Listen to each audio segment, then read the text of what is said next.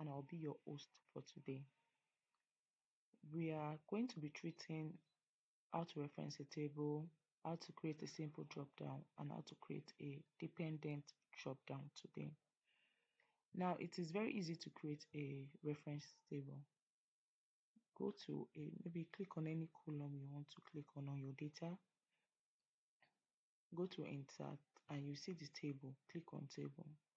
Excel will automatically generate where your table starts from and where it ends to. And it will have a blue mark underneath that might use my table as header.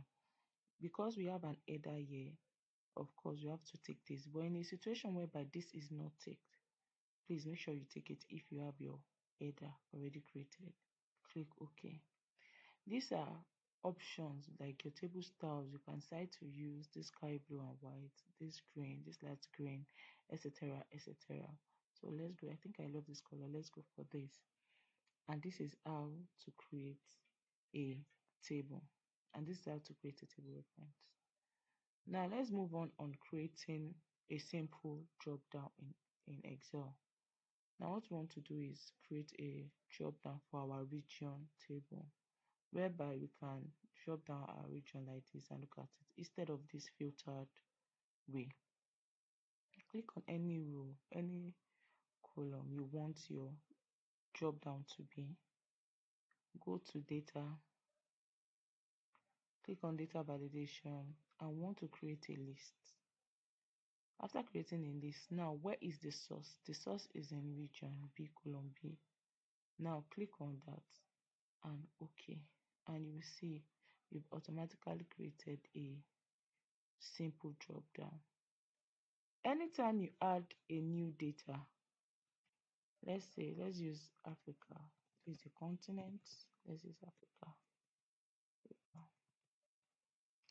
Anytime you create a new region, Excel will automatically update your list here.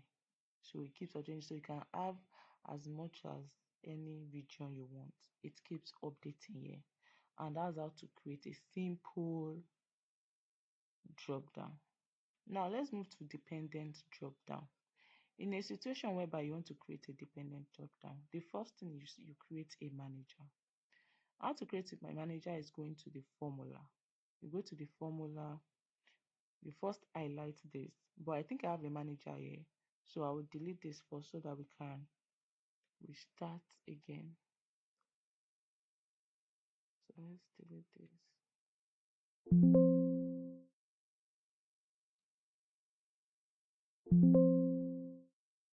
Okay, close. Now we don't have any manager here, right? Because if I use a function called equals to region, you see there's nothing like region here, so there's no manager presently here. So highlight your region and the row under it. Go to create from selection under your formula, and of course we want our top row to be our header, and click on OK. Now you've created your region. If you go to your manager, name manager, you will realize that we've created a manager for it. And if we also use the equals to function, equals to region, you will see that we've created a manager. We also have to do the same thing for our product table. We highlight this and also create a manager. Create from selection, and of course we want our header to be we want the top row to be our header, so click on OK. Now we've created a manager. Let's say equals to east. See, now we have our manager here. And why we are creating this, because this region has to depend on this, like east, west, north. They have to have a heading like this has to have a heading here. This your column has to be here, so that when you are calling a dependent, they understand that, oh, I'm calling the product for east, I'm calling the product for west, I'm calling the product for north. But if you don't have it arranged like this, it's not going to work. If you've created a manager and you don't have it in your other table, maybe you have another sheet, you don't have it created like this, because your first manager has to be able to call out this heading. for it to call out the product. I hope you understand that. So now let's create a drop down. Let's highlight 4 rows because I want each drop down. I don't just want a single drop down. We'll create 4 rows, highlighted 4 rows, and go to data. Now click on your data validation. We want to create a list, of course. Now our source, we are creating just a simple, this is a simple drop down, east, west, north, south. So I use the shift and the arrow, the moving arrow, to highlight my, and click on OK. So if you look at this now, we've created drop down for each row. Created a simple drop down for each row, and this is how to create a simple drop down. Now we want our other row to depend on our region row. This is where the dependent drop down comes in. Now we'll also highlight our row, click on data validation.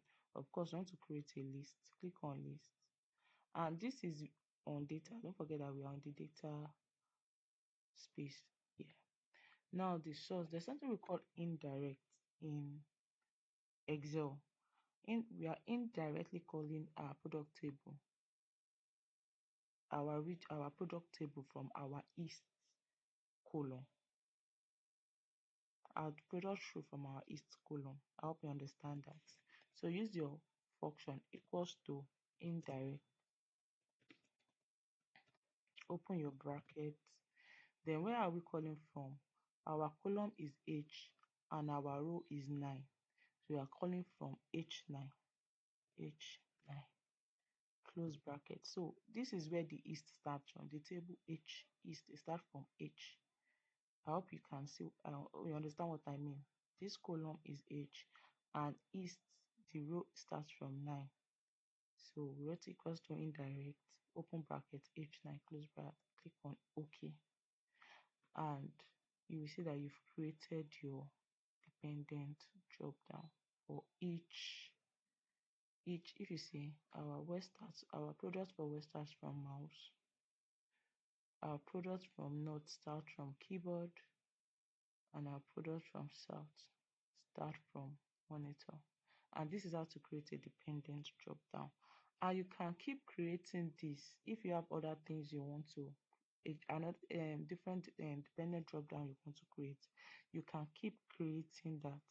You can keep creating it if you want. Maybe you want to call it from maybe this place, but always give it a header. This is just a rough sketch. That's why I've not given my table headers.